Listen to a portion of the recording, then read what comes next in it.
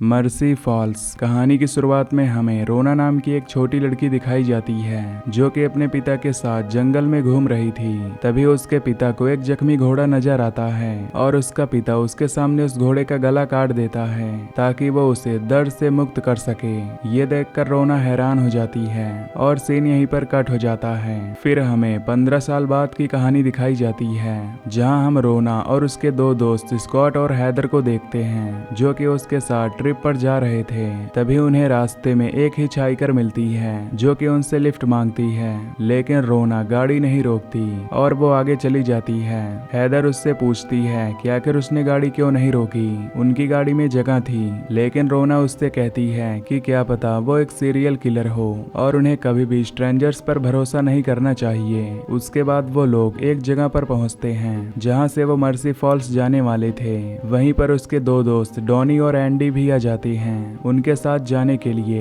यहाँ डॉनी रोना को पसंद किया करता था और रोना भी मन ही मन उसे पसंद करती थी। वो सभी एक जगह पर बैठकर प्लान करने लगते हैं कि आखिर वो लोग मर्सी फॉल्स कैसे जाएंगे। तभी एंडी हैदर के कपड़ों पर कुछ गिरा देता है जिससे उसके कपड़े गंदे हो जाते हैं और वो उसे सुखाने के लिए वॉशरूम में जाती है। वहीं पर उसे कार्ला नाम की एक स्ट्रेंजर मिलती है जो कि वही लड़की थी जो कि कुछ देर पहले उनसे लिफ्ट मांग रही थी। वो हैदर की मदद करती है और उससे दोस्ती कर लेती है और हैदर उसे अपने ग्रुप से मिलवाती है और वो सबको बताती है कि वो भी उनके साथ वहां पर चलने के लिए तैयार है। रोना सबको बताती है कि उसके पिता की मौत के बाद उन्होंने मर्सी फॉल वाली प्रॉपर्टी उसके नाम कर दी है, इसलिए वो वहां पर देखने के लिए जा रही है कि उसका पुराना घर कैसा है। उसके बाद वो सभी एक रेस्टोरेंट में जाते हैं जहाँ पर वो खाना खाते हैं। इधर डोनी रोना के साथ फ्लर्ट करता है और वो दोनों एक दूसरे को किस करने लगते हैं। तभी कार्ला और हैदर के पास एक बंदा आता है जो कि उन दोनों को छेड़ने लगता है, लेकिन कार्ला उस बंदे को बुरी तरह पीटती है जिससे वो वहां से भाग निकलता है। ये देखकर सभी लोग हैरान हो जाते हैं कि आखिर इतने बड़े बंदे को कार्ला ने कैसे हरा दिया।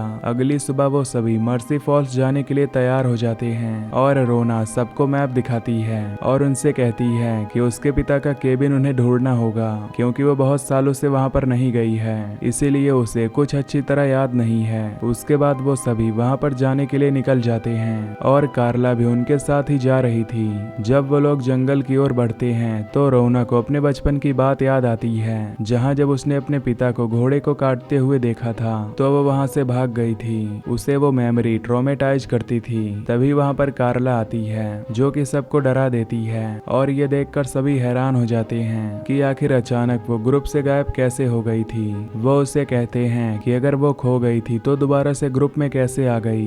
तो वो उन्हें बताती है कि वो बस उनका पीछा कर रही थी। ये सुनकर रोना हैरान हो जाती है और उसे ये बात काफी ज्यादा बिगड़ लगती है क्योंकि कोई भी नॉर्मल इंसान अगर यहाँ पर खो जाता है तो वो उन्हें ढूंढ नहीं पाता। उसके बाद वो सभी आगे बढ़ते हैं और उन्हें मर्सी फॉल्स मिल जाता है जिसे देखकर वो खुश हो जाते हैं और रात होते ही वहीं पर कैंप लगा लेते हैं। वो सभी कैंप फायर के आगे बैठकर बातें करने लगते हैं जहां एंडी हैदर की तारीफ करता है और उसका बॉयफ्रेंड स्कॉट उससे चिढ़ रहा होता है। तभी एंडी के हाथ में जो न्यूज़पेपर होता है वो उसे नीचे फेंक देता है और हैदर उसके ऊपर आकर बैठ जाती है और वो दोनों डांस करने लगते हैं। जब कार्ला उस न्यूज़पेपर की हेडलाइन देखती है तो वो उसे उठा लेती है और उसे बहुत ही चालाकी से वो आग के अंदर फेंक देती है मानो कि वो उनसे कुछ बात छुपा रही हो। तभी स्कॉट उठता है और वो एंडी से लड़ने लगता है और उसे कहता है कि वो उसकी गर्लफ्रेंड से दूर रहे। फिर हमें दिखाया जाता है कि कार्ला दरअसल एक सोल्जर थी और उसकी पोस्टिंग अफगानिस्तान में हुई थी जहां पर एक लेडी बहुत ही इंजर्ड थी तो उसने उस लेडी का गर्दन काट कर उसे मार डाला था। उसके बाद वो वहां से भाग निकली थी और जब उसके साथियों ने उसे रोकने की कोशिश की तो उसने एक एक करके अपने 2-4 साथियों को भी मार दिया। तभी डॉनी सबसे कहता है कि वो नदी में नहाने के लिए जा रहा है और कार्ला सबसे कहती है कि वो पी करने के लिए जा रही है। हैदर जानती थी कि रोना डॉनी को पसंद करती है, इसीलिए वो उससे कहती है कि वो भी उसके साथ नदी में नहाने के लिए जाए। जब रोना नदी की ओर जाती है तो वह स्कॉट और कार्ला को देखती है जो कि पानी के अंदर इंटीमेट हो रहे थे।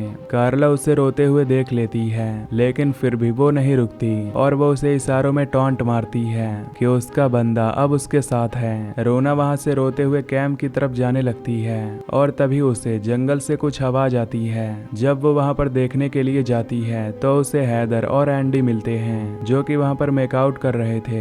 ये देखकर वो हैरान हो जाती है और वो हैदर से कहती है कि आखिर वो स्कॉट को कैसे धोखा दे सकती है। तो हैदर उसे समझाने की कोशिश करती है लेकिन वो वहाँ से चली जाती है और जब उसे स्कॉट मिलता है तो वो उसको गले लगाकर रोने लगती है।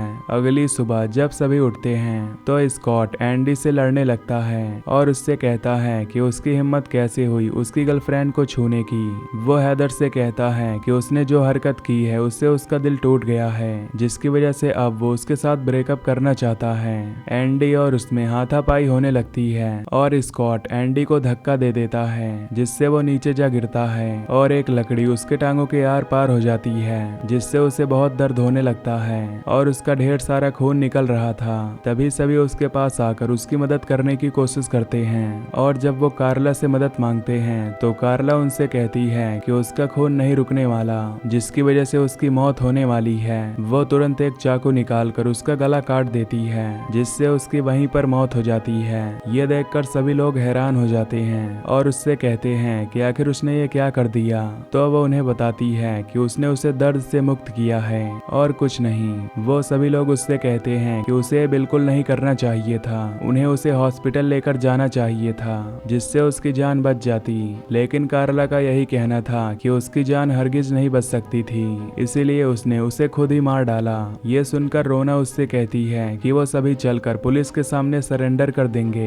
लेकिन कार्ला उन सब से कहती है कि वो पुलिस के पास हरगिज नहीं जा सकती और वो सभी ये बात याद रखें कि उसने उसे नहीं मारा है बल्कि उन सब ने मिलकर उसे मारा है। उसकी धमकी सुनकर सभी लोग डर जाते हैं और कार्ला स्कॉट को उसकी मौत का दोषी ठहराती है। कार्ला उन सब से कहती है कि अब वो लोग उसके पिता का केबिन ढूंढने जाएंगे और वो बस इमेजिन कर लें कि उनके साथ कभी एंडी आया ही नहीं था। उसके बाद वो सभी डिसाइड करते हैं कि वो उसे बरी कर देंगे और उसे बरी करने के लिए जब वो लोग पत्थर उठा रहे होते हैं तो हैदर कैंप फायर के पास पहुंचती है जहां पर उसे वो न्यूज़पेपर मिल जाता है।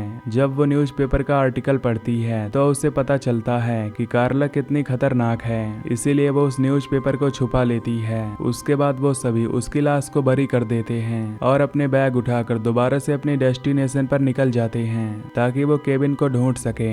इधर हैदर चुपके से रोना के पास आती है और उसे वो आर्टिकल दिखाती है जिसमें लिखा हुआ था कि कार्ला एक सोल्जर थी जिसने अपने साथियों की ही जान ले ली थी। ये देखकर रोना समझ जाती है कि वो बहुत ही खतरनाक औरत है और अगर वो यहाँ पर रही तो वो एक एक करके उन्हें भी मार डालेगी। वो दोनों स्कॉट को भी ये बात बताती हैं लेकिन स्कॉट उन पर विश्वास नहीं करता। लेकिन जब वो उसे आर्टिकल दिखाती हैं तो वो भी हैरान हो जाता है। अब ऊपर तक जाने के लिए उन्हें एक पहाड़ की चढ़ाई करनी थी। कार्ला रोना से पूछती है कि क्या उसे चढ़ाई करनी आती है तो वो उससे कहती है कि वो इतना ऊपर नहीं चढ़ सकती।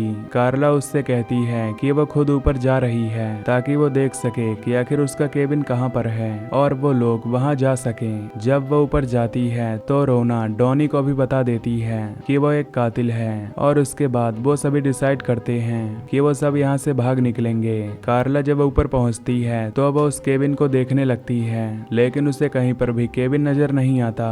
तभी उसकी नजर उन लोगों पर पड़ती है जो कि उससे डरकर वहाँ से भाग रहे थे और ये देखकर उसे बहुत ही ज्यादा गुस्सा आता है और वो उनका पीछा करने लगती है। वो सभी भागते हुए एक जगह पर पहुँचते हैं जहाँ पर लकड़ी लगी हुई थी और वही एक जरिया था उस रास्ते को पार करने के लिए। वो सभी एक एक करके उस पार जाने लगते हैं लेकिन डॉनी वहीं पर रुक जाता है। कार्ला का सामना करने के लिए वो उस पेड़ की लकड़ी को भी गिरा देता है ताकि कार्ला उन तक न पहुंच पाए और जब कार्ला वहां पर आती है तो वो एक एक्स से उसे जान से मार डालती है और वो तीनों ये देखकर बहुत डर जाते हैं और वहां से भागने लगते हैं। वो एक जगह पर आकर रुकते हैं। तब हैदर रोना से पूछती है कि आखिर तुम्हारे डैड ने तुम्हारे लिए केबिन ही क्यों छोड़ा है। तब रोना उससे बताती है कि उस केबिन में उसकी बचपन की यादें हैं, इसीलिए उसके डैड ने उसके लिए वो केबिन छोड़ा होगा। फिर वो उसे बताती है कि एक बार बचपन में मेरे डैड को एक जख्मी घोड़ा मिला था और उसके सामने ही उन्होंने उसका गला काट दिया था क्योंकि उनका कहना था कि वो उस घोड़े को दर्द से मुक्त कर रहे हैं। वही सेम काम कार्ला ने भी किया लेकिन उसका मानना है कि इससे इंसान कातिल बन जाता है और कुछ नहीं। उसके बाद जब वो लोग आगे बढ़ते हैं तो हैदर उनसे कहती है कि उसे पी करने के लिए जाना है और वो दोनों उससे कहते हैं कि वो ज्यादा दूर न जाए। हैदर जब भी करने के लिए जाती है तो अचानक से कार्ला उसके पीछे आ जाती है और रस्सी उसके गले में बांध कर वो उसे पेड़ से लटका देती है, जिससे उसका दम घुटने लगता है और हैदर की वहीं पर मौत हो जाती है। अब हैदर को न आए हुए बहुत देर हो जाती है और जब वो दोनों देखने के लिए वहां पर जाते हैं तो उन्हें वहां पर हैदर की लाश लटकी हुई मिलती है, जिसे देखकर वो बहुत डर जाते हैं और समझ जाते हैं कि कार्ला यहाँ पर आ चुकी है, इसलिए वो दोनों तुरंत वहां से भागने लगते हैं। उसके बाद वो दोनों जब आगे बढ़ते हैं तो उन्हें उसके पिता का केबिन नजर आ जाता है, जिसे देखकर वो खुश हो जाते हैं क्योंकि उसके अंदर से उन्हें कुछ सामान मिल सकता था जिससे वो कार्ला का सामना कर सकते थे। रोना स्कॉट से कहती है कि उन्हें अब कार्ला का सामना करना ही होगा, वो लोग अपने आप को कमजोर फील करेंगे तो वो उन दोनों को भी मार डालेगी। स्कॉट उससे राजी हो जाता है और उससे कहता है कि उन्हें उसे ट्रैप करना होगा।